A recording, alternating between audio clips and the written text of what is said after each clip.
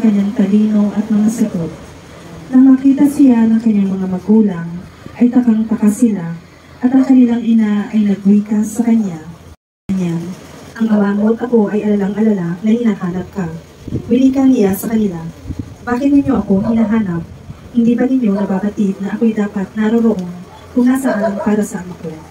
Ngunit hindi nila nawatasan ang kanyang sinabi sa kanila. Umuwi silang kasama nila sa Nazareth at napailalim sa kanila. Sa kanyang puso ay iningatan ng kanyang ina ang lahat na nangyari. At si Jesus ay lumaki, ang kanyang dunong ay atian. Pagpalain mo, Panginoon, ang gawa ng aming mga kamay.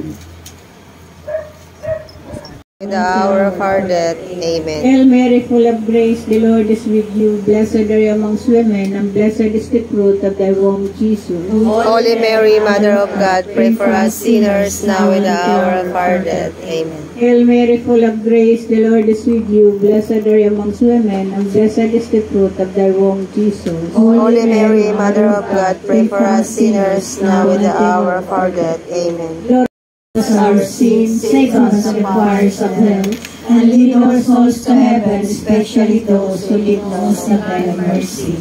The second sorrowful mystery is discharging of dahil sa kawalan ng pagkakataon, ang mga nagtagapangasiwa at nagkapatrabaho, naway matulungan sila sa ikararangan ng tao. Manalangin tayo. Panginoon, dinggin mo ang iyong bayan.